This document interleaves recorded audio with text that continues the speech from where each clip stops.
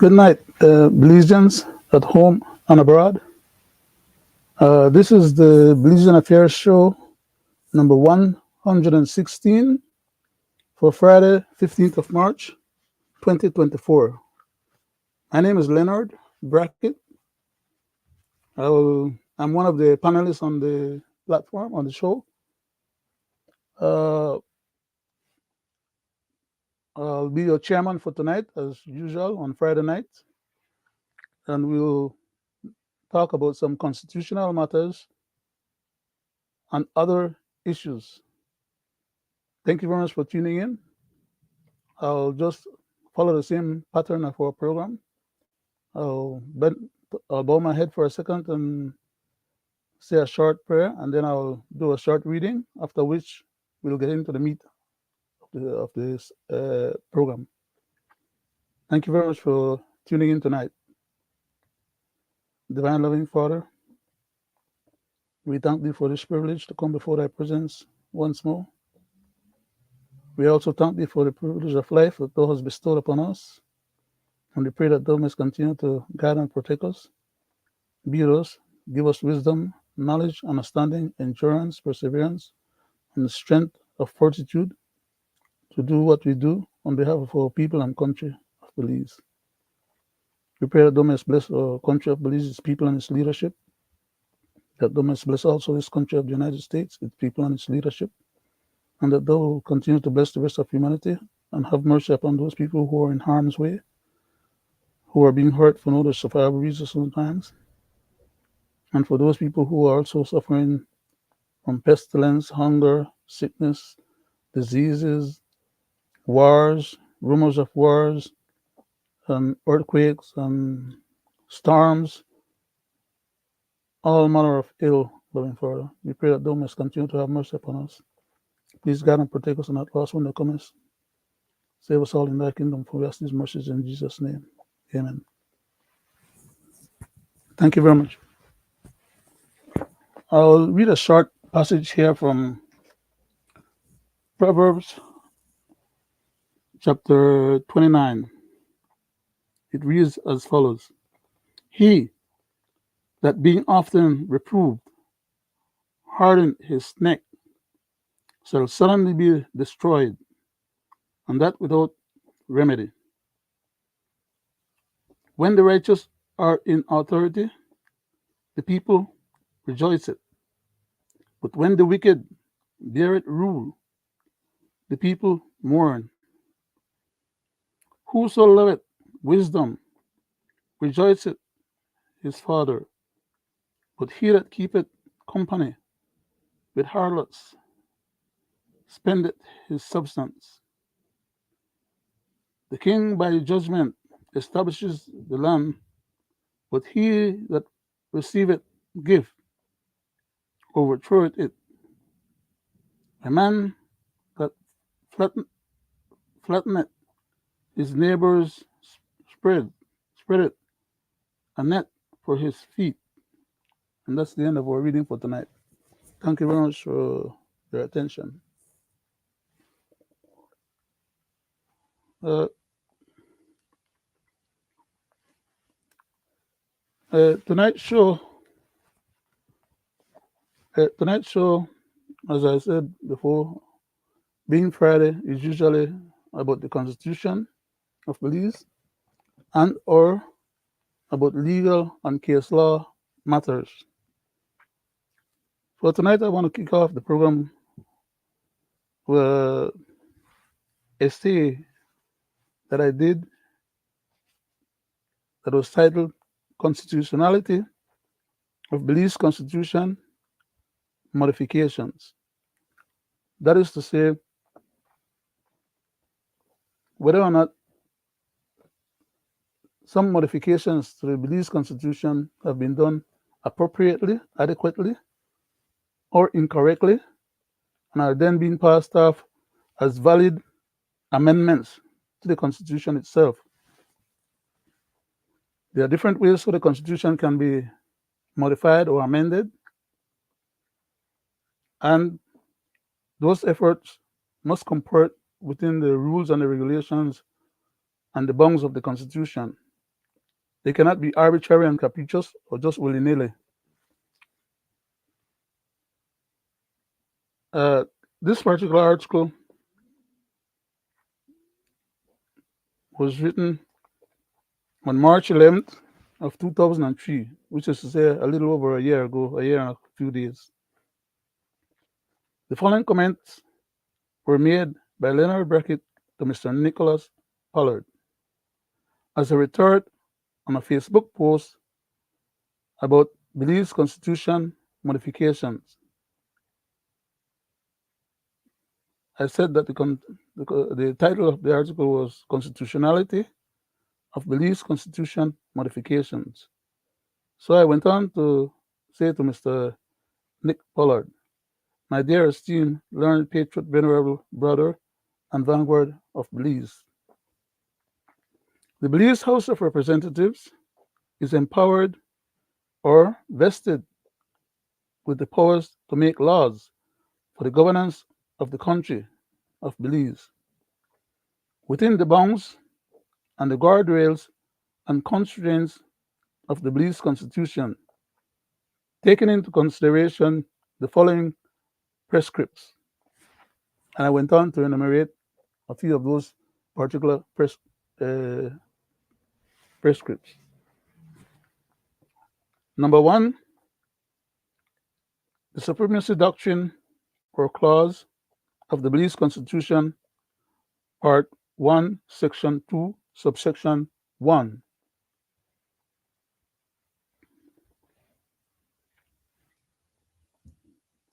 This, also, the separation of powers doctrine, which is access for judicial review by Belizeans to the Belize Supreme Court and the Belize Appellate Court and the Caribbean Court of Justice, which is found in Part 2, Section 20, Subsection 1, Subsection 2, Paragraph A, and Paragraph B, etc. I went on to also enumerate another item as number 3,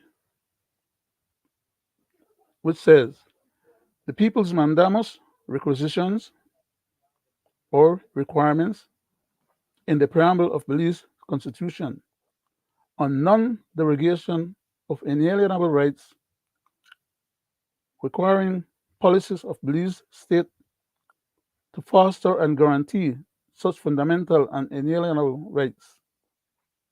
Under paragraph A to F inclusive, and part 2, section 3 to 19 inclusive of the enumerated section of the Constitution. I also enumerated another item, number 4, under that same category.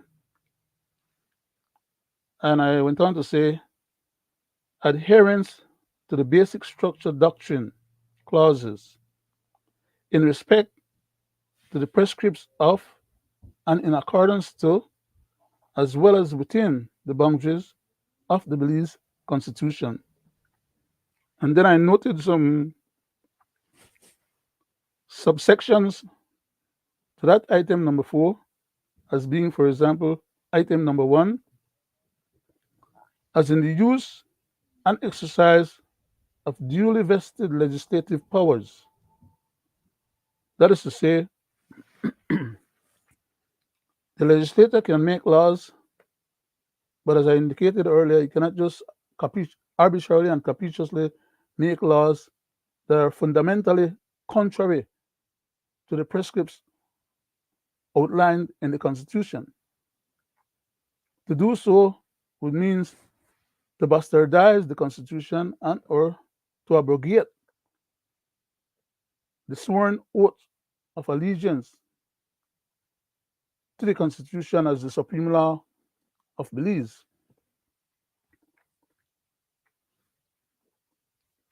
I went on to say,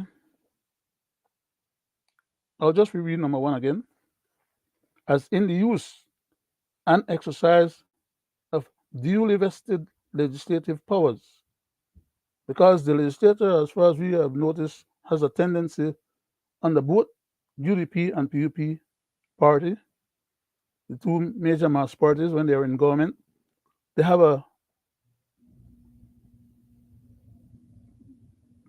I'll just say, I'll use the word bad, a bad habit of trying to aggregate onto themselves powers that are not duly vested in them. And they try to exercise these powers without following the proper process and procedures to acquire these powers, because there are some powers that are vested and left to the purview of the plebiscite of the electorate that the government cannot tamper with or cannot exercise unless it comes to the electorate to acquire those powers. They just can't arbitrarily exercise those powers under the claim that, well, they were elected by the people, therefore they have a right to exercise those powers. That's contrary to the constitutional practices, and it's contrary to the powers, the separation of powers, as well as the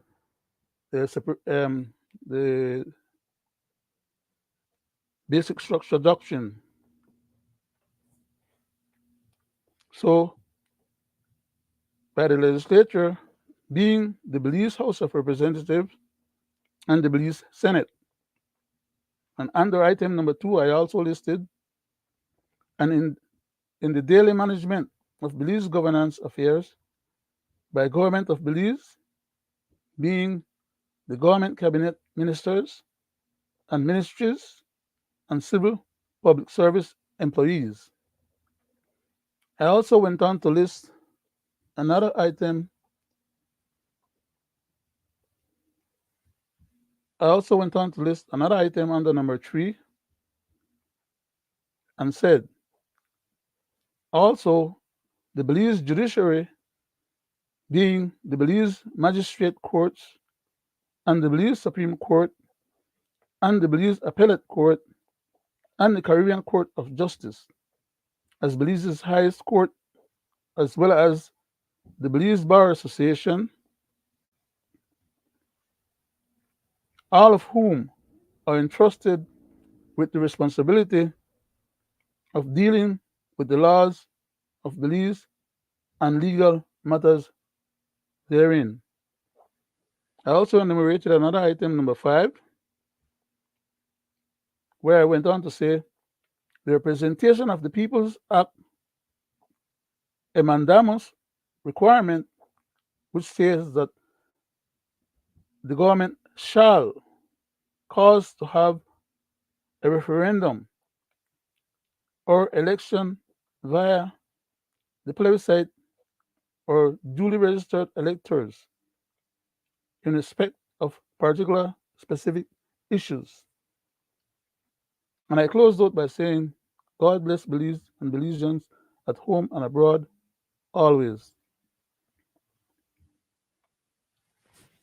Mr. Dick Pollard, to whom I had written that particular commentary, responded by saying, thank you, Sir Leonard. And I replied to Mr. Nick Pollard, you're welcome, sir. It is unfortunate that I see someone in the background. Let me see who it is on device not connected. Okay, that is probably one of our engineer, Mr. Gregory Brackett, might be doing something in the background. So he has the ability to let himself on when he's ready. So I'll just proceed with what I'm doing, and he'll just come on at his pleasure. Going back to what I was stipulating earlier when I did the reading, it is unfortunate that I should find myself making these commentaries, case law citations, in some instances, constitutional or constitution citations, as well as different rules and regulation that governs or controls how the government of our country is supposed to be operating within the bounds of the Constitution, which is the maximum or highest power of the land. And I keep on having to do these commentaries because we find that our government, in too many instances, like I said, both under PUP and UDP as government, have done what you call a malpractice by pretending to be governing according to their sworn oath and allegiances, when in fact they try to aggregate unto themselves these powers that are not duly vested in them, and they try to exercise these powers with impunity, as if that wasn't bad enough. The way they exercise these powers that they're not properly vested with is to impugn and to cause the rest of the society, by virtue of some of these laws that they make, that are not valid laws, by the way, according to the Constitution, which declare those particular laws as null and void. In other words, they were dead from before they were born. They were not supposed to have been given life in the first place, were attempted to by the government to pretend like, because they have the power of lawmaking, that just about any law that they make has the power of life vested in it, when in fact they are contravening the Constitution. So I find myself having to write these things and point out the shortcomings of people who are in government and who are running our government, and in particular, in this case right now, the present government that we have in power. Most of the individuals in cabinet were liars. So it's not like I'm supposed to be telling them something that they shouldn't know or don't know, or what that they really do know. But my perspective in terms of interpreting their behavior is that they know what's right and what's wrong. They know they're not supposed to be doing these things. But who is to check them, or who's to stop them from doing what they want to do anyhow? Because they have the idea, and they are conveying this idea to the mass population, that because they were given the privilege to be voted into the position of controlling our governance power, that they then have ultimate authority and ultimate power, and they can have what you call a supreme legislature that can derogate the supreme law of the land. And unfortunately, even when I point these things out to some of them, they shake their head and they say, well, why am I wasting my time pointing out these errors, omissions, oversights, and deliberate bastardization of the Constitution? And my answer to them is that their actions in bastardizing the Constitution and or in not following the constitutional prescripts in terms of what law, how to make, not what laws, how to make the laws, so that they don't lose the cases over and over and over when they go to the court and the court strike down the laws that they make, and then they get vexed and pretend that, okay, they're going to cut out the courts from having any chance to review the laws that they make, because then they aggregate unto themselves the power of supreme legislator. That is to say, they are even above the Constitution, and whatever they say then becomes the Constitution. It is not the way it's supposed to be. And so long as I have breath in my body, I'm going to be pointing out these things to them, and I'm going to be flagging them about it, and I'm going to embarrass them about it. Because we have the case where Mr. Musa was telling the Prime Minister, the previous Prime Minister, Mr. Barrow, in the House, that Mr. Barrow was making a mistake in trying to introduce a law that Mr. Musa and his commentary was pointing out correctly that the venerable senior lawyer or Prime Minister, former Prime Minister, Mr. Barrow,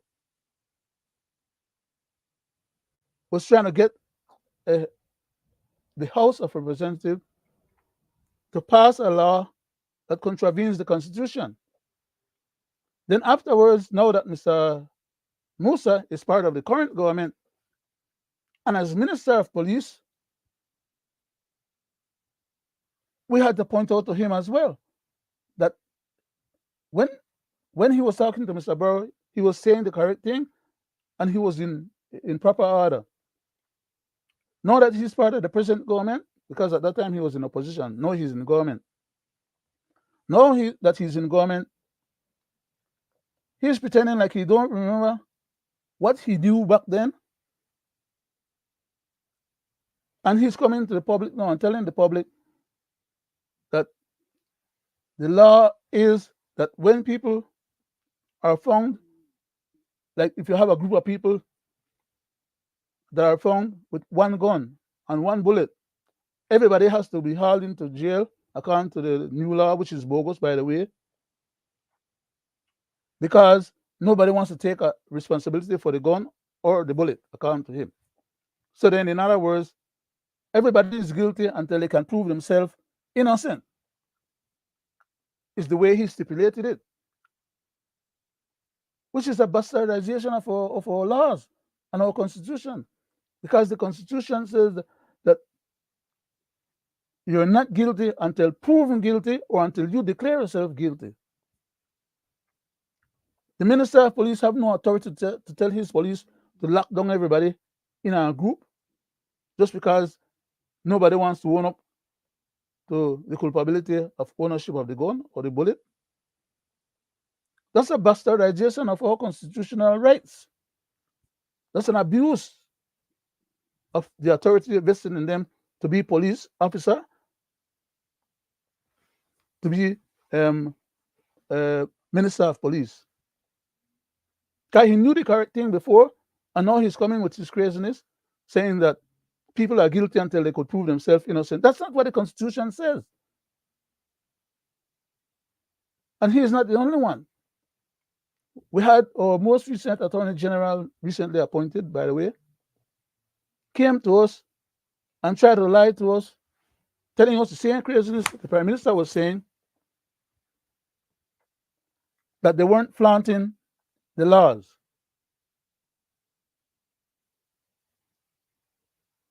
And before they finished say that they weren't flaunting the laws, they uttered a following statement to say, yes, but the reason why they are flaunting the laws, in other words, is because they have a new Constitutional Review Commission in place, as if that commission in place have controls of the laws of the land. In other words, the government and the legislature has ceded control and the powers of governance to that bogus group that has no effect of law as of today's date. Other than the fact that they went to the legislature and passed some bogus laws behind which the Prime Minister and the Attorney General was trying to hide when they say, well, there may be a referendum, but there may not be a referendum, but there's two different referendums, and and the Attorney General was all over his own foot, stepping on his own toes to try and conflate and to lie, when in fact he knew better. I presume that he did as Attorney General. He's a lawyer, he's a senior lawyer, and therefore should have been within the elements of awareness of the laws of the country, to not fabricate the story that he was trying to put across to the general public, because of course the general public are not lawyers like himself, nor do they occupy his position, his vantage position. So whatever comes out of his mouth, even though it was totally contrary to the Constitution, it should have been accepted and nobody should question. And the reason why we do these particular shows is so that you, the public, and the people of the country can question these errors of these people's ways, know when they're actually telling the truth, and recognize the difference as to when they're bamboozling you. I want to go to another section here quickly that I need to read. Just give me a second. Let me pull it up, please. Okay, let's see.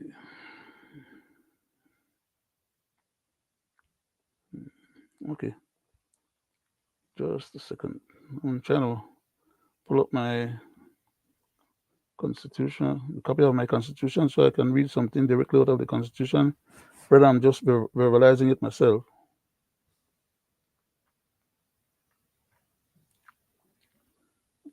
Here we go. Okay, I want to go cap 2.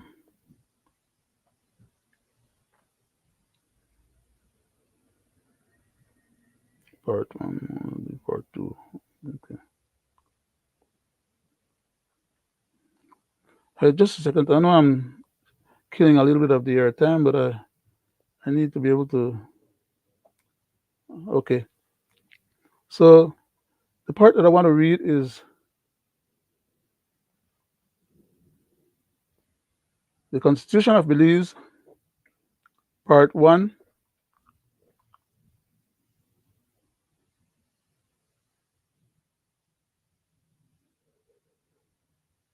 Part 1, Section 2, and Subsection 1.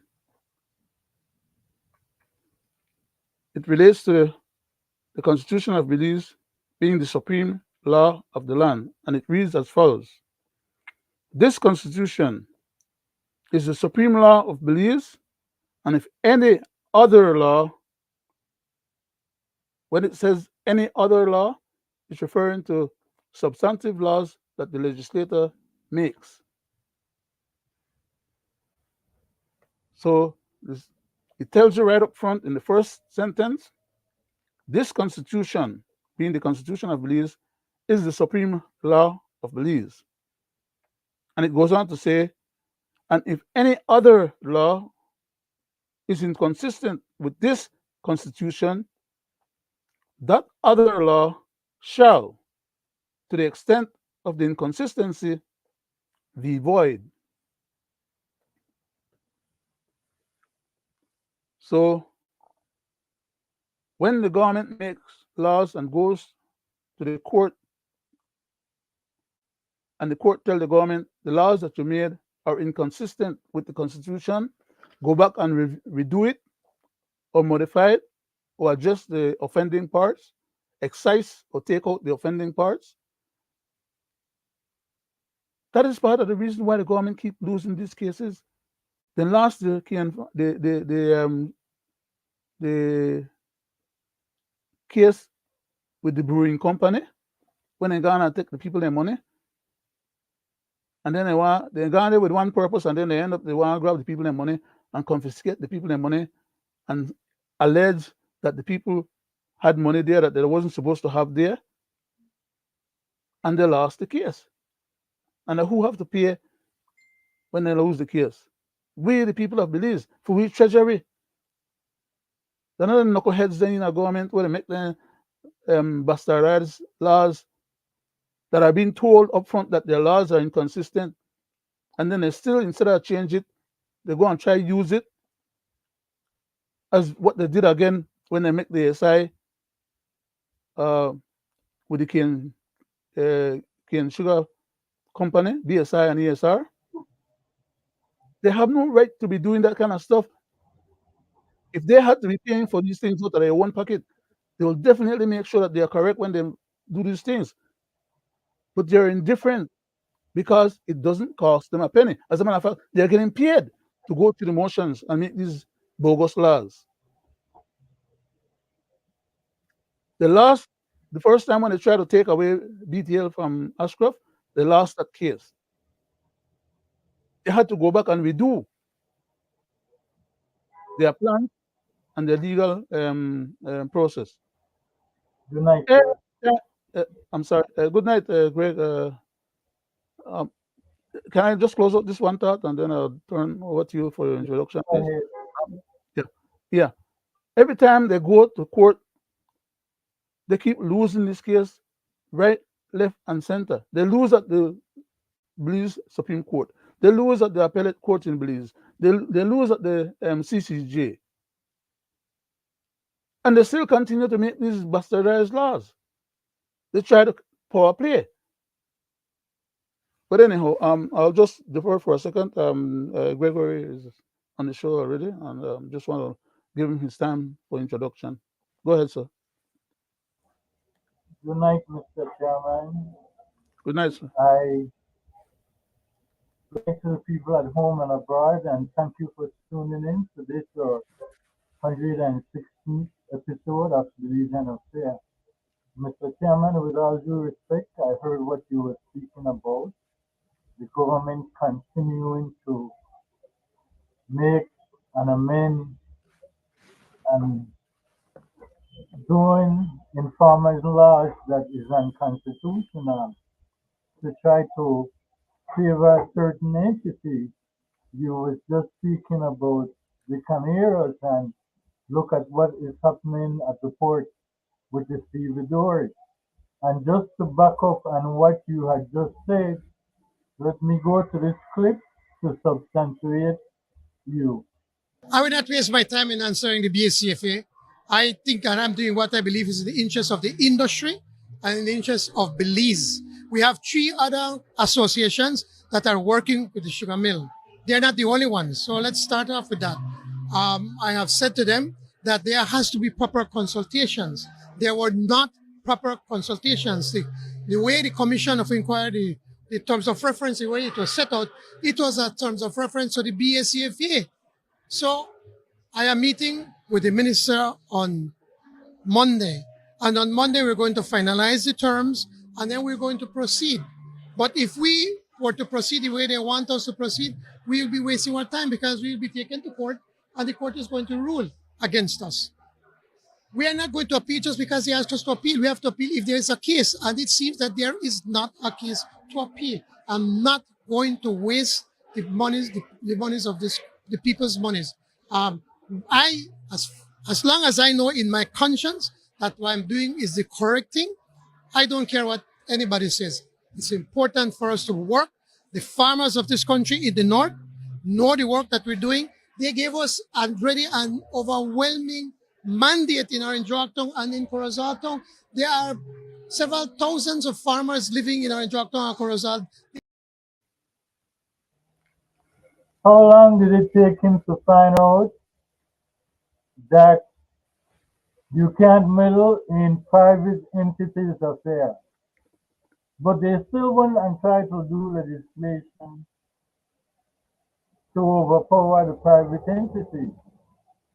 This they did not do for the stevedores, and as of yet the stevedores has not been paid. That is why I call the government a discriminative government, because all they were trying to achieve was the votes from the people in the northern section of the region. Hmm. And I can tell you this for a fact because they speak with different tongues until they end up where the government is being sued.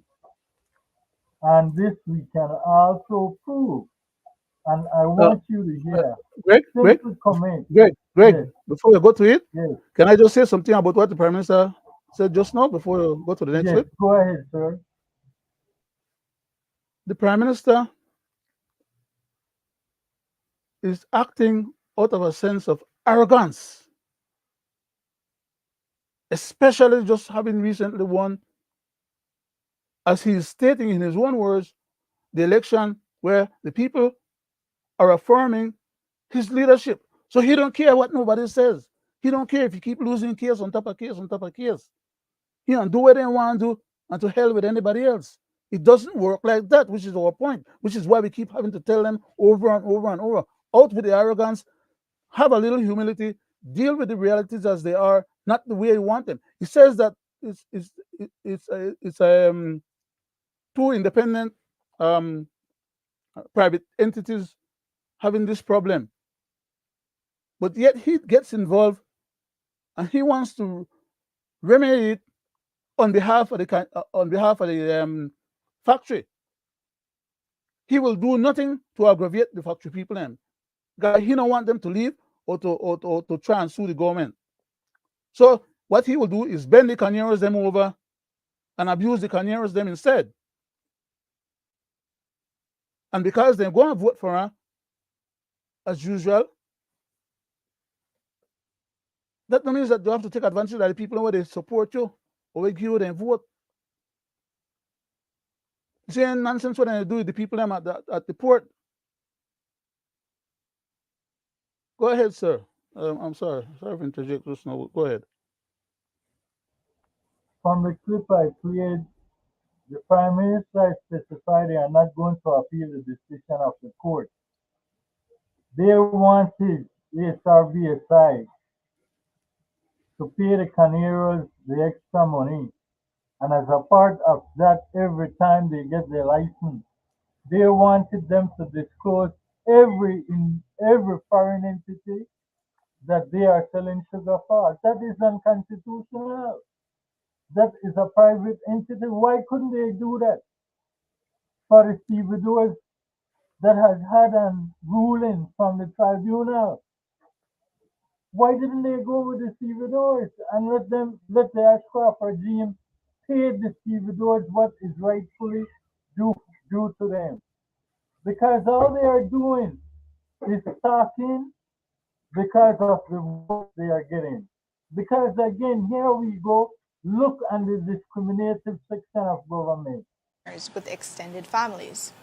Today, the DPM defended those earnings and said these waterfront workers are in his party's DNA. Unionism is the root of the PUP. That's where we were born. We ran our first few general elections in consort, in coalition with the General Workers Union. Like, we can't forget where we came from. It's easy to get caught up, especially when you're in power. You get caught up, you get carried away, and people swell your head and all that kind of stuff. But you must remember that this thing, it ebbs and flows. And we may be at a high point right now, but power ebbs. You know, you won't always be at a high point. You won't always be at the peak. You come down. The point is that I hear a lot of talk about what the stevedores are making, right? Like, what the stevedores are making. No, this is hard work. This is dangerous work. This is work that nobody else wants to go do. All the people who are criticizing don't want to go do that work, will not go and do that work, will not send their children to go do that work, right? So let's say the stevedores are making $30,000 a year. Man, that's what was bequeathed to them from their grandparents and their parents. That's a proud tradition. That's Southside legacy. That's Black pride. That's a beautiful thing. That's Belizean pride.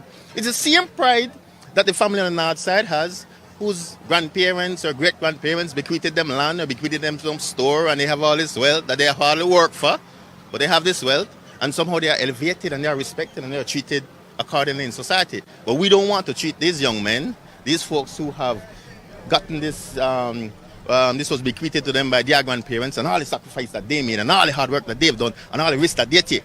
But we want to watch their pennies, and we want to criticize them, and we want to be aggressive with them. No, as I said, both sides have to compromise. The stevedores have to understand that we're in a different time. You know, there's a port down south. There's a road called the Coastal Plains, I believe. You reach down south pretty quickly. You know, that's an ongoing risk. That's a risk to the viability of the port. So there has to be a give and take. You know, you may not be able to get all the things you want, but you never get all the things you want in the negotiations. You have to understand that. And we have to sit around the table and engage. This is not Ashcroft running this thing anymore. This is the people of Belize who owns it. Last week, the Prime Greg, could I take a quick shot at that, sir, if you don't mind? First of all, I want to say something that is not apparently clear to everybody else in our society in Belize, as Belizeans, and or to probably Belizeans abroad. Okay? So I'm going to go ahead and say it in defense of the Deputy Prime Minister. The words that came out of his mouth just now were very to the point, truthful, correct, and eloquently stated. All factual. And that is the way how it's supposed to be with the Prime Minister and all the other rest of minions them. But what I'm about to say and tell you right now, as I said, that I don't think everybody is aware of. There are a lot of people in Belize who are aware of this. So I don't think it's going to be news to all of them. But to some of them, listen carefully what I'm about to say.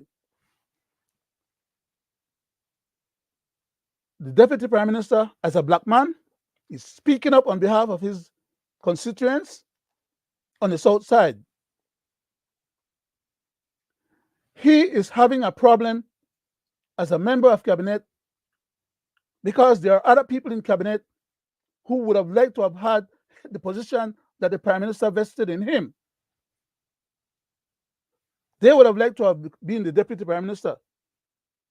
So this gentleman, Mr. Hyde, it's not the first time that he has been in cabinet and his own colleagues in cabinet are trying to power play him.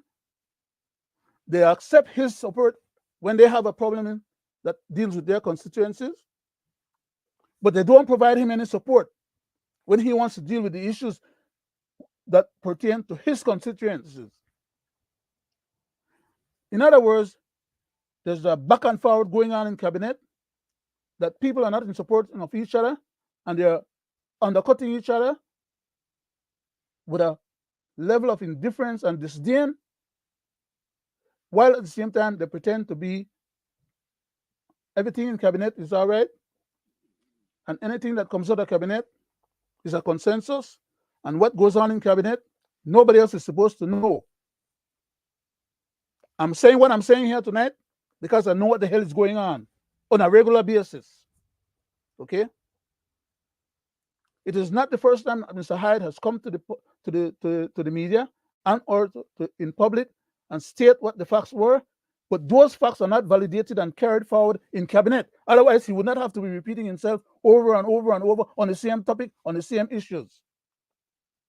These people already earned their money. Mr. Ashcroft should have paid them. He didn't. He stalled them for a lengthy period of time. In fact, they had to go to arbitration to get the matter dealt with. The court ruled in their favor, and the man refused to pay the people. The government get the port back now.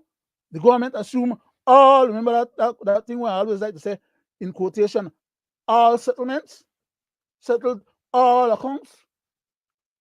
It is the government, baby, like you said in our last show, Greg, correctly stated. They have now assumed the position and the responsibilities that came with that port that Mr. Ashcroft did not fulfill. So instead of the government go ahead and deal with this matter and get it over with expeditiously, because we're only talking about $3-4 million. We're not talking about no $76 million where he can give Mr. Ashcroft. On top of another 90 million, 45 million US, which amounts to 90 million Belize. And another 25 million this year. And for the next 5 years, we're going to get another 25 million every year. We're not talking about any kind of hundreds of millions of dollars, brother. So the Prime Minister should not be putting his face out there and lying to the public, being disingenuous and not dealing with the facts and trying to conflate and hide what's going on from the people. He is given the chance to deal with the people's business, level with the people, tell the people the truth. Instead of coming out there and they hire and pull and they try to pretend that, well, it's a Cajeros and fault, or that's why he has to rule in favor of the business people, or it's maybe the stevedores their fault, which is why he have to put pressure upon them. Settle the people and don't have one court case. The matter is already decided.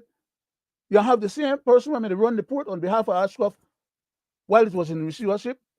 The Prime Minister take that same person and put her in our face now as the person when they run it on behalf of the free government. What kind of stupidness and craziness is that? Because the man is behave with the same kind of way how he was behaving under Mr. Ashcroft's guidance. Are you telling me that the Prime Minister is giving him that same kind of knuckle-headed guidance too? And that kind of guidance where you be so dismissive and disdainful to the very people then? The people then don't earn their money. Give the people their money. That's when they want get done. And then they go continue the other discussion about the contracts.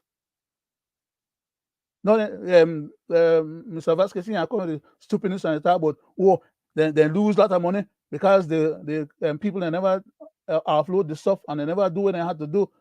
You try to blame the wrong person. Blame himself. We had the receivership whenever deal with that stuff while he was handling Mr. Ashcroft business for Mr. Ashcroft, and blame himself again now while he's in government dealing with it on behalf of government, that he still don't want to resolve the issue. He got used to power playing these people and dismissing these people.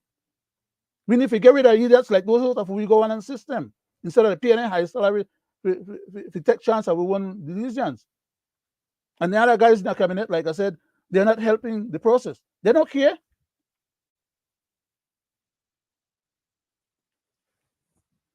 Rightfully said, Mr. Chairman. And to specify on what you just said about Mr. Vasquez, here is what the Deputy Prime Minister said about him. When we spoke to the Deputy Prime Minister around 12, as you saw in the story, he suggested that things should have already been resolved. Here are the rest of his remarks. A couple of weeks ago, 2 weeks ago, 13 days to be precise, we had an agreement. We sat down and we had an agreement. We had 2 meetings and we had an agreement. And everything looked well. Everything looked good. And then, as I've learned, like, things get lost in translation. As you pointed out, all these people live the same movement, but all these people have this different interpretation. And so that get lost. Things are lost in translation, and the devil is always in the details. I'm hopeful that when we meet on Monday, that we'll be able to have some agreement like we had 2 weeks ago. There was an agreement again this morning. It was my sense that the stevedores would go work the ship in good faith, and Monday we'll have that meeting. Now, Monday seems kind of far, but it's right here, right? And I'm saying to them, listen, we've been through this process for years. We've been back and forth for years. There's been pain for years. But there's a commitment that we'll have a meeting on Monday. When we previously had a meeting, we had solutions. We had good, respectful conversation. We have to figure it out.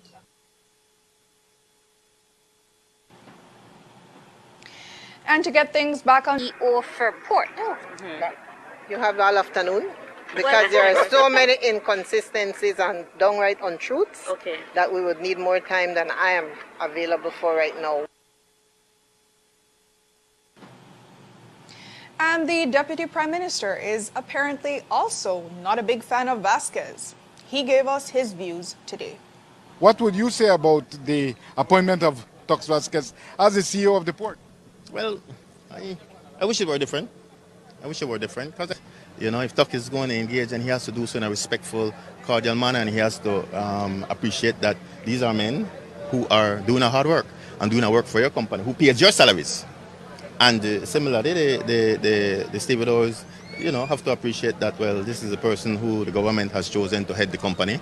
Unfortunately so, regrettably so, but that is the situation right now. And let's find a way to make it work. We can make it work if we focus on what is in our best interest. Why couldn't this have been done before, Mr. Chairman? Because you know why? They do not want to solve the issue. They do not That's want why. to solve the issue. That is why, Greg, the color of the man's skin. The Constitution says that we are all equal under the law, and nobody should be worked as like slave and being dispossessed of their wages. And that's what these knuckleheads, that's what Vasquez had been doing under Ashcroft, like I said earlier, and is now currently trying to do under the Prime Minister. In other words, nothing has changed. All they continue to do is spin these people around and around in a circle. Time is going. These people, they have responsibilities and commitments to make. They need their money. And then just a chance now. Vasquez, they get his salary. If they get one salary under Ashraf, if they get one salary no under the government. I do not understand why Mr.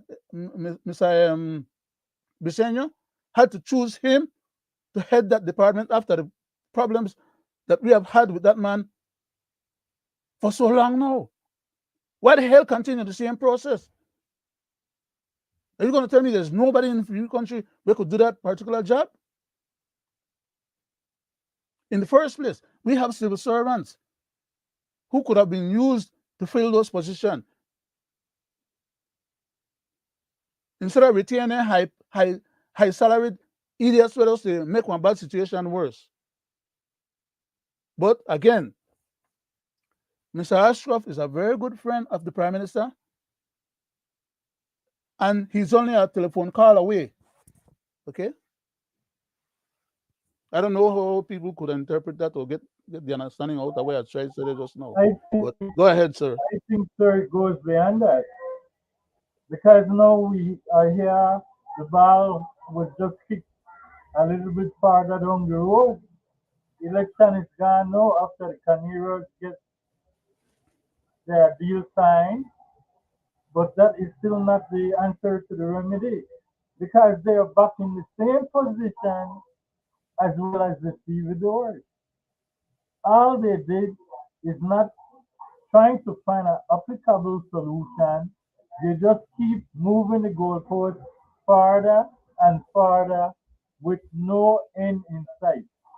But Greg, the matter has gone to court. It's already resolved. The conclusion has already been stipulated that the people, they need to be paid. Why are they not being paid? Like I said last week, they cannot go on them by themselves to the treasury and grab the money out of the treasury and pay themselves.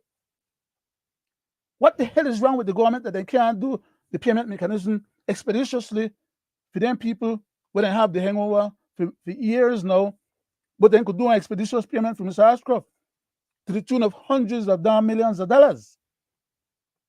That tells you the level of respect they have for these people. And like I said, all they're doing is stalling and spinning these people around in a circle and causing them unnecessary harm and hurt. I'm sorry. You're right, sir. You are right, because look at this. A tribunal ruled in the favor of the stevedores. Yep. And they still haven't got paid. But the government, on the other hand, is trying to legislate laws to take away from a private entity for the Caneros. And the court has shut them down twice. And Greg, then could I win that case, you know? Other than for the fact that they tried to overreach, they could have won that case because the government have within its powers of governance the ability to have put a proper documentation together that the court would have yielded to and accepted as being legitimate. But once they went down that road to try and power play and stipulating in the SI that they were exercising so much powers to the point where the exercise of the powers that they were trying to do was contrary to the constitutional prescripts. They're not making laws within the Constitution in order for them to be able to prevail at the court. They are making bogus law, and they are bastardizing the Constitution, and they think that by bullywugging the process, because they have a super majority, everything is all right in the court. It doesn't work like that. And until they get the sense of what they're doing wrong, not as if they don't know, because we have been saying it to them, and they should have known it before we have to say it to them, because it should not have had to be a problem in the first place. Every government in this world governs on behalf of the populace that elects them as the government of the country. So they are all empowered, no care whether communist, socialist, any kind of government systems, they're all empowered to govern on behalf of the people that they have under their jurisdiction. But these idiots, they govern on behalf of the corporate entities. It's like they are more beholden to the corporations them that are abusing their population than they are to the population who are asking the government to come to their rescue and save them from the corporate overreach. I don't hear him get up and say nothing when the corporations they chance the people and try to take away their money and try make them pay some of the bills that the corporation is supposed to pay. To the point now that the Chamber of Commerce they try to get involved to try to tell the government that they shouldn't have this what do you call it, the commission of inquiry. That because that one get too deep in and people in private business. Well, if they don't want people getting in private business with the power of the government having in hand to do that, do the right thing then and avoid having to face the music. But the prime minister is so beholden to these guys. He go and sit down and drink liquor and have fun with them. And when push comes to shove, and he have to manage on behalf of his own people and his own constituents, the people that want to elect him, he still can't bring himself. The other day when he got the Rome, or was going to Rome, and had to abort the trip to come back because he thought the deal was signed and everything was all right. And then guys decide, Godfrey and the other lads, then decide to change up some of the thing then differently than what had been agreed to before. And the Caneros and liar find out when they go on and then advise the Caneros them that the things were being changed and it wasn't the way it was supposed to have been when they agreed to sign it. Every time any of these private interests or corporations then get involved with any local Belizeans, the government always come in and we're on the side of the private concerns. In other words, even in our one country, we not got no rights. Even with the government that we elect, because it happened under UDP and under PUP. So when I call them a bunch of cancerous cabal, they should take it and think about it, because that's how they are perceived. Their conduct expresses that type of mentality and mindset and behavior pattern. It's not that somebody tries to say something about them that is not true. We're just describing their behavior. Go ahead, sir. Sorry about that just now. I was monopolizing. You are perfectly right. Because the chamber calling them about the port. Now they have a new entity calling on them about crime and the port. The Mennonite chambers, they are up in arms, the Mennonite community, of them not taking care of the stevedores and the small businesses can't get their products to sell and all that. Do you know now the they are Mennonites? open a can of worms. Do you know that the Mennonites export chicken to other parts of the Caribbean, and they export other different commodities that they produce?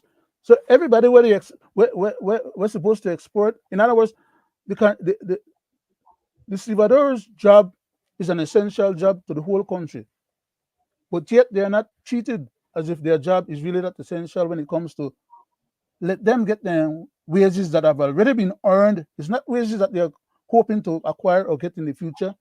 It's past wages.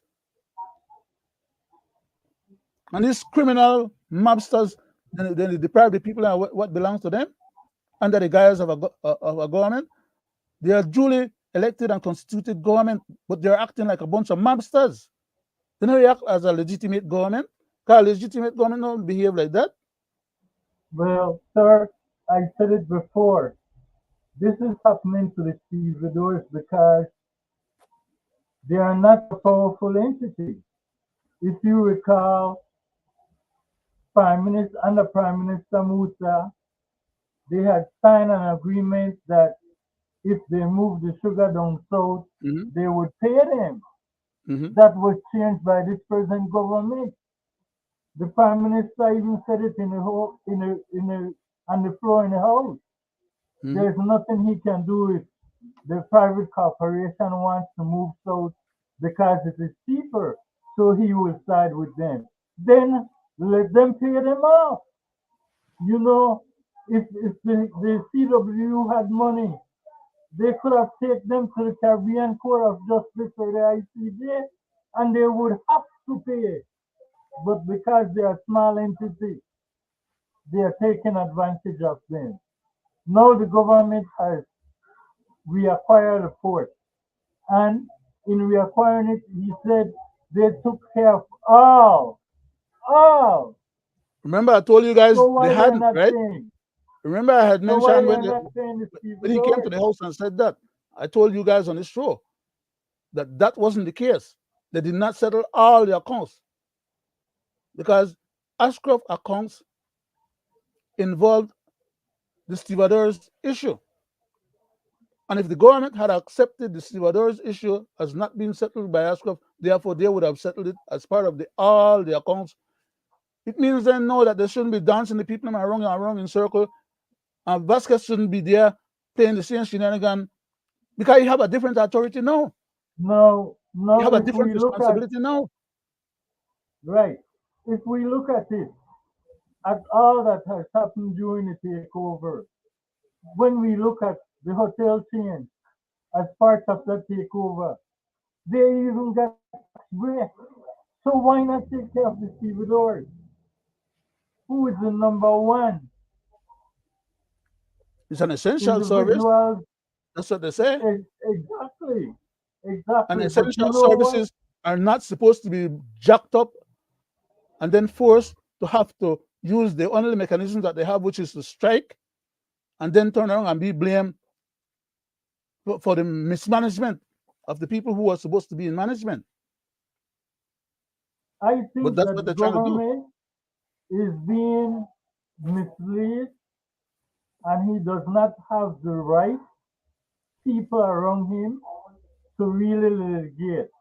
And I will Nah, tell you no, why. no, I Greg. will tell you All why. those people are wrong, all those people right now are wrong, Mr. Briseño.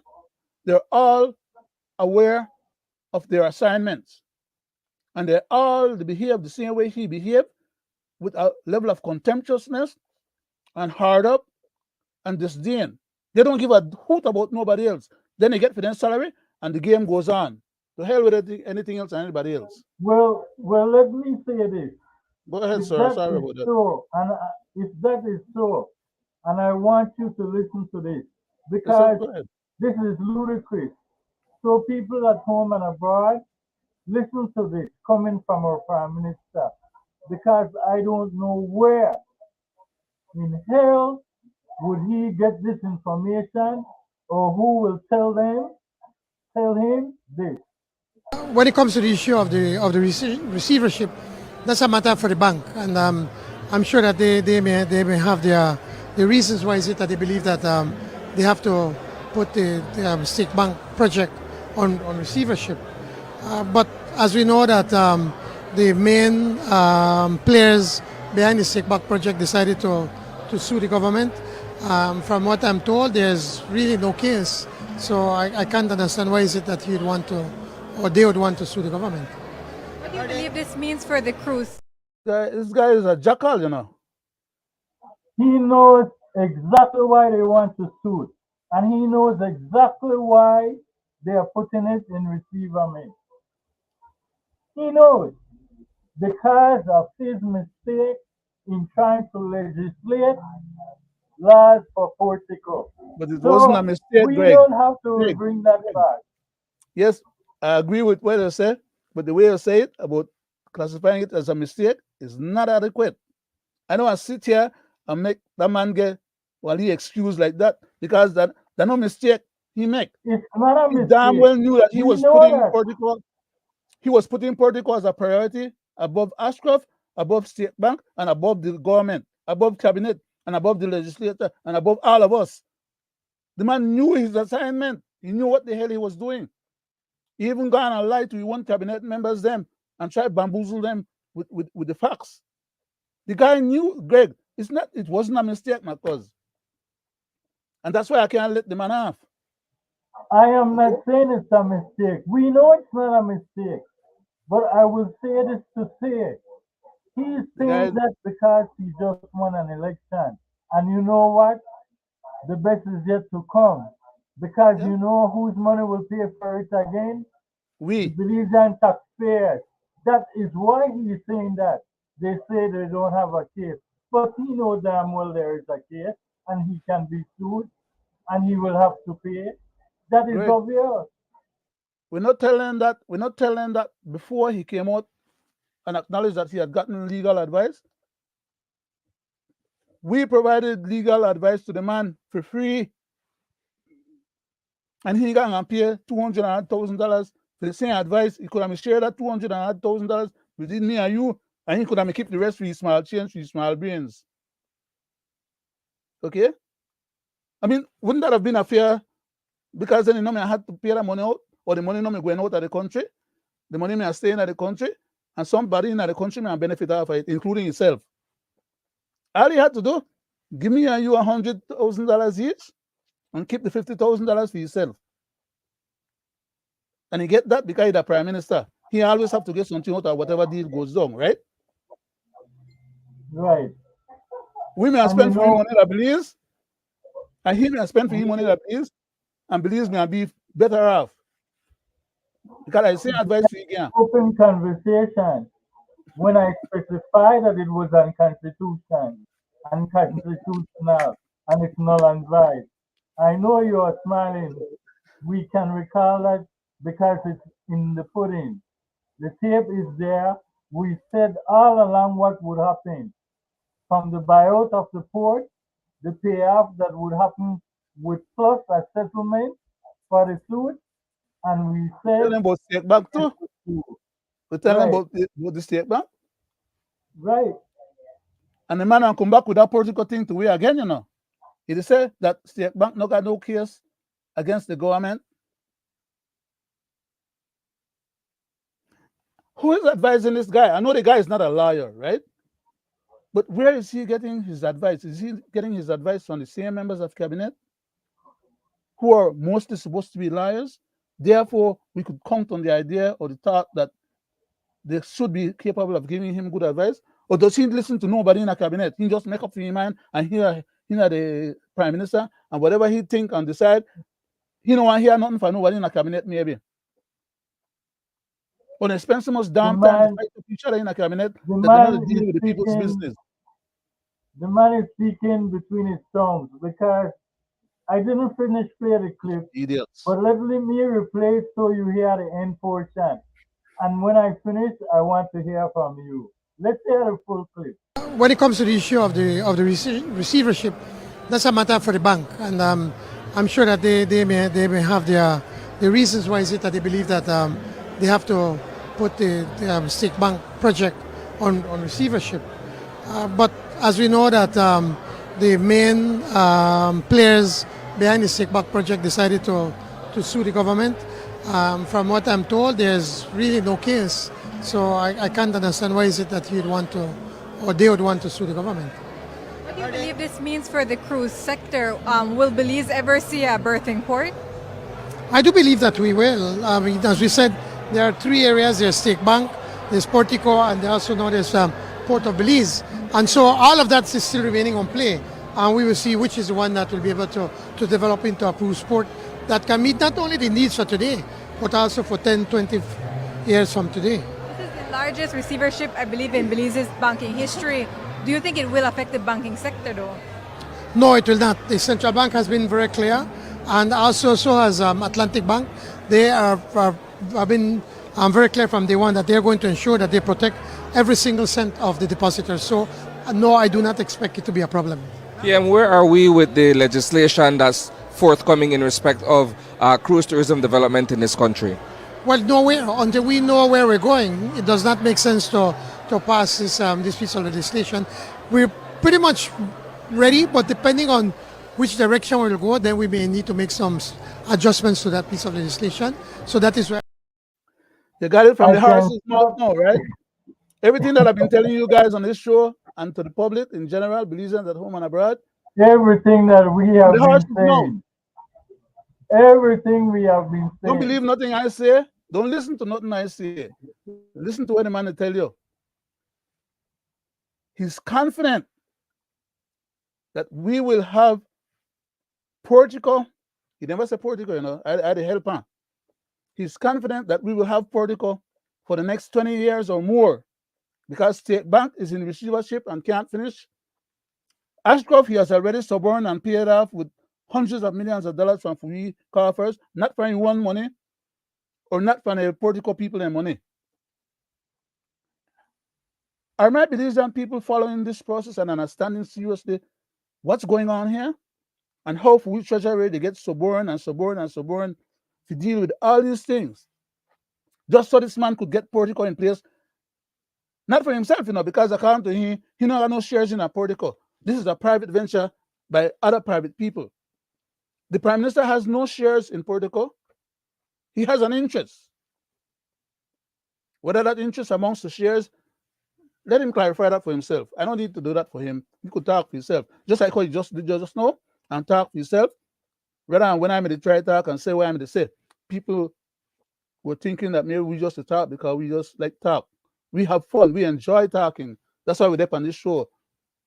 They try to get famous. And they try to hustle the first $1 billion. Okay?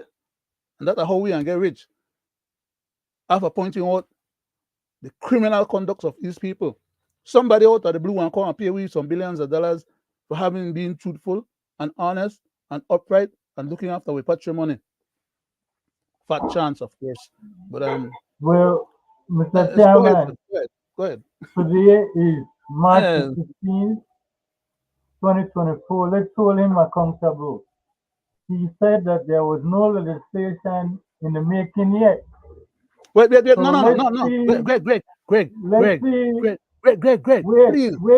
No man. Greg, please afford me the opportunity. I wouldn't be so rude as to interrupt you with such a vehement concern. The man, yes, just said on that tape that you just played that when they ask him a question about the tourism thing, he never mentioned Puerto Rico, And they ask him about the legislation. He himself said that the legislation is not completed yet because they're not sure where they're heading. He damn well know where he's heading, to Puerto Rico, as the only successful one that's going to succeed. But the legislation, they haven't brought it yet to put it into law, right?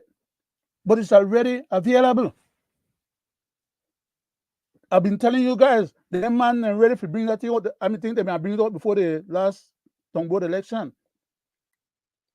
But they were so hard up to try and recover the footing after all the mistakes that they were making, to steal enough money out of the treasury, misappropriate enough money out of the treasury to make them could get to buy the election.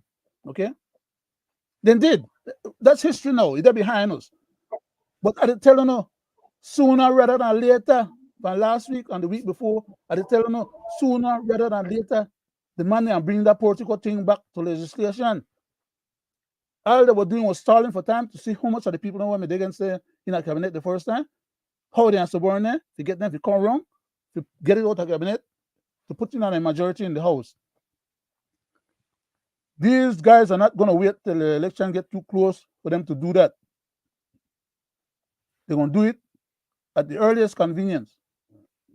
And since Mr. Feinstein done deciding on sooner, and then they go through the receivership process with him place, the same way the government will end up settled with Mr. Feinstein, not after our court case is finished, because they're not going that far.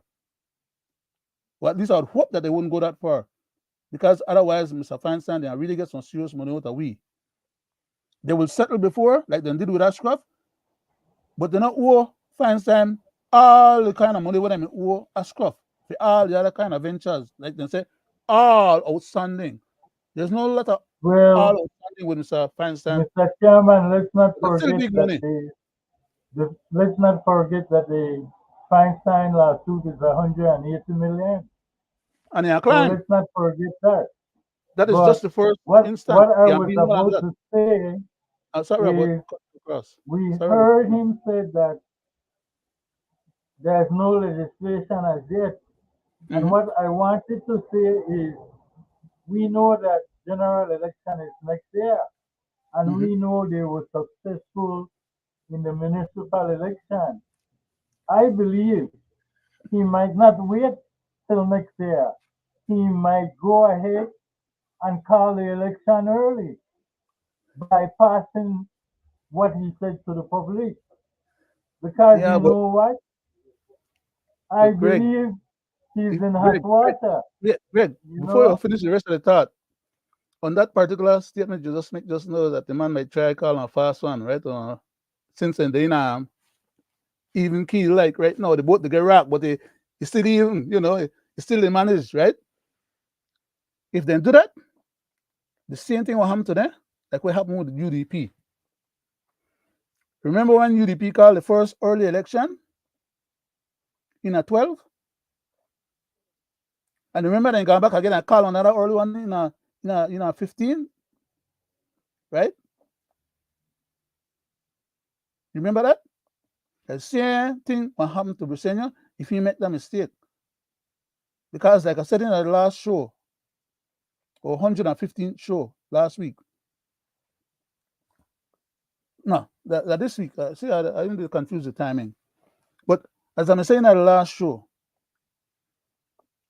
these people have to be careful that they not take for granted the win when they win that on board and city council election, because they're not one and the same as regards to general election. Right now, the prime minister the beef with 3 other guys in a Kayo, and there are other people in other divisions.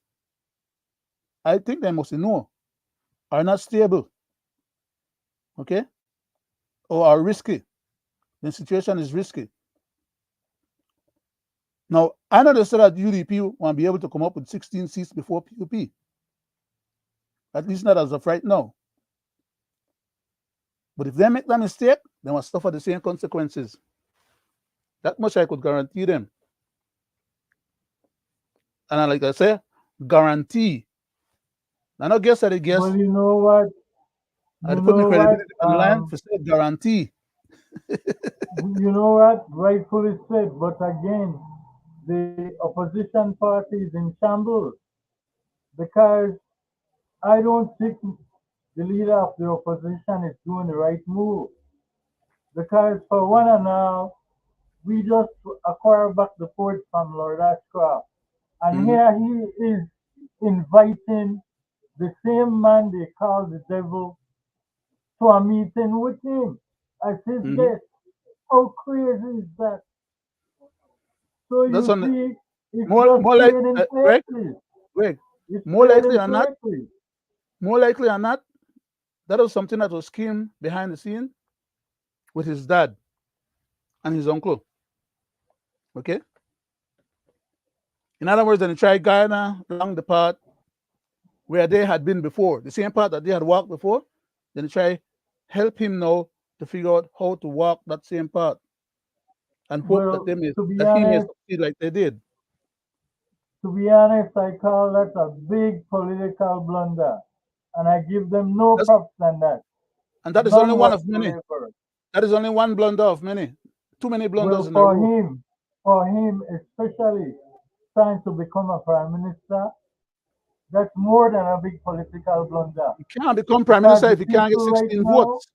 He have to get the 16 people seats right minimum. now is not seeing eye to eye with the devil. Sad to say it that way, but we know. So if that is what he's looking to as his financial Yeah, backing get play. to win an election, I don't think Because so. Mr. Ashcroft play both sides of the coin. He play both sides of the coin, and he's the piper that pays for the tune. So if poor young Mr. Barrow as a neophyte gets trapped in another cycle and circle, PUP is as good as another term guaranteed.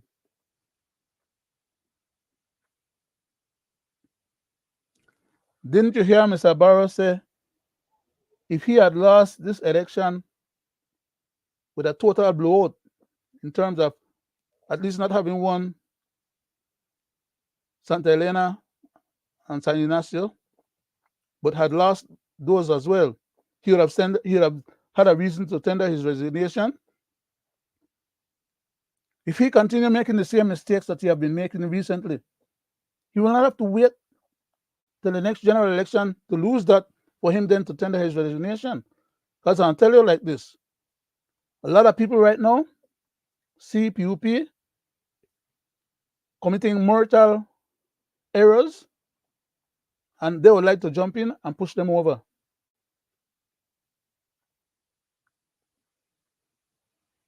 Well, Go ahead, sir. I'm sorry. we will find out sooner or later. But there is one thing I will have to applaud the government for at this time. Is because I think they are doing a righteous move for the young generation when they did this. You know, we always say here in Belizean affairs, when a government does good, we will give them credit. When they do the wrong thing, we will call them out. But I really want to applaud them for this. The CEO from the prison was here. We had two attorneys from the Attorney General's ministry. All members from government was there. No member from the opposition was present. I opened the floor and asked if they had any questions or recommendations, and so there was no objection, and we agreed that it should go back to the House with no changes. It's a basic idea is that you have some people with minor criminal offenses that are affected in society. The CEO from prison gave an example of a Mr. Dawson that was representing Belize when it pertains to rehabilitation of prisoners, and he couldn't get a visa because he had a conviction for a minor offense 14 years ago. And so it's things like that that we are trying to do to not have our youths, because most of the time it's the young people of Belize that do a small offense. Sometimes it's just a fine, and it is on their police record. So a period of time has been set, and after that period of time, then it's taken off.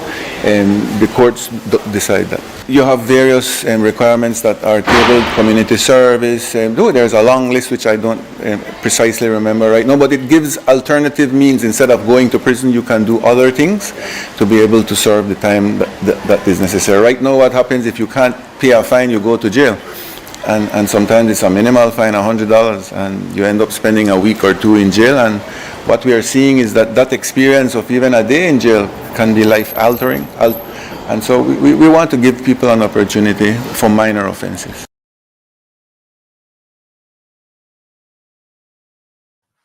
As I said, I applaud the government for that. Long overdue, and I would hope that they get around to the point where they stop hassle and harassing these young people in the first place that causes them to become scofflaws. Because if the government was doing its job, these young people wouldn't have to be finding themselves in these kind of situations where they get recruited by the hardcore gang members, them who are actual serious criminals, and they get to haul and pull these young people into their criminal activities. And then these young people then, like the minister just said, for 1 day or 2 days or a week or whatever, they get to haul them in a prison and then go sit down there with the hardcore one there, and then come out, and their prospects are damaged. A lot of time, police officers don't need to be arresting certain people or victimize certain people or do certain things. The police officers are acting like a gang themselves. They support each other, and it's like them against us, or them against the young people, them, or them against the gang. They are truly legitimate gangs that deserve to be crushed. But the Constitution says you can belong to a gang. Just like how the police they belong to their one gang. I like how the large people they belong to their one gang. I like how the stevedores they belong to their one gang. Because you know it takes a gang to offload and unload their ship, right? They call it a gang. A group of people. The Constitution says the government should not forbid nobody from associating with each other and from belonging to any group. It's right there. We keep on reading it. I mean, I'm not dealing with that as a subject, so I have to read it, or but I'm just reminding that we have been talking about these things and quoting the Constitution on these things. But our time is getting to a point of expiration, so just also great if you want to take 3 minutes to do your closing, and I'll take whatever is left after that and close out. rightfully said, Mr. Chairman. You know, I think the government needs to really sit back and take a look at those informal amendments that they are doing to the Constitution. Mhm. You know, not because they have a supermajority, because they keep making these mistakes and they keep turning into lawsuits and Mhm. costing taxpayers. So I hope that they will do better on that. I would also like for them to understand, as we heard the young Mr. Musa said back in August of 2020, in August of 2018 or 2020, that you are innocent until proven guilty. And I hope that they would continue to use that as the essence of our constitutional rights. But I turn it but back then, to Greg, you, Mr. somebody has to remind him then of who he used to be and what he used to advocate back then. Because apparently he don't remember that, or he has grown a little older and wiser now, or I'd rather say a little bit more senile now, because he's forgetting what he actually believed, which was the correct thing in the first place. And now he's pretending like he never understood or believed what he believed before. And he's coming with the bogus stuff now that he have power under his belt. They're guilty and they Well, have to you prove themselves know, innocent. Crazy. I believe that it goes deep within parties, and each one has to teach one, and they learn. You know, Mm-hmm. I believe that is why you have infighting and the lack of trust in certain ministers.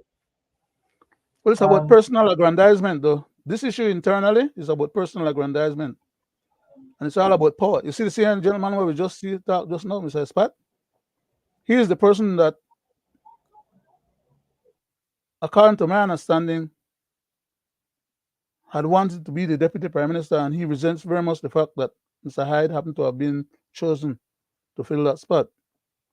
Okay, so earlier when I made comments, I didn't clarify the point, but the clarification of the point now I can make by stipulating exactly what the facts are, and that is that this gentleman, he's a good politician, by the way. I mean, you see how he talk, and you see the things the way he adjusts, both in his ministry as well as the guy is a genuine good if politician. I may, let's put it this way: the man is doing his job Okay, because I give him remember just more now I than was a clarifying hundred to you percent after you props. finished playing the thing that he was saying. Because if it wasn't for him getting on the PM back about Mhm, infrastructure, mhm. I don't believe they would have won this But he, municipal but he told the election. PM outright he needs Right. more money to do more work, otherwise we're gonna lose. He said it. So, like I said, the gentleman is a good enough politician for our country and for our times. But his beef is that he is not in the position to make the call. Somebody there above his head, where they make the call, the prime minister and the deputy. So all he have to do is buy the time, because it is very likely that the prime minister is not going to run again, especially if you get protocol completed before the term is up. That's why he's working so hard behind the scene. And once you see him come with that protocol thing to us again the next time, it's as good as a done deal. And if they ever lose the election, which I don't think they will, or they may, we'll suffer the consequence of having to deal with the lawsuit from Fine Sunday, regardless of who is in the government seat at that Well, time. Because that's already a hopefully, dice that is cast already. right. And you know what? Don't let that come up before the election because then you will know. They will find out. But at any rate, we're at the end, Mr. Chairman, and I leave Thank you you very much. to close. You could use the time for, yeah, we have a few seconds for your last music now if you have something to play for us. Right. Thank you very much. This was a nice show tonight, and I hope people derive some good public benefit from it. Back to you, sir. Okay, gentlemen, you ready? 1, 2, 3.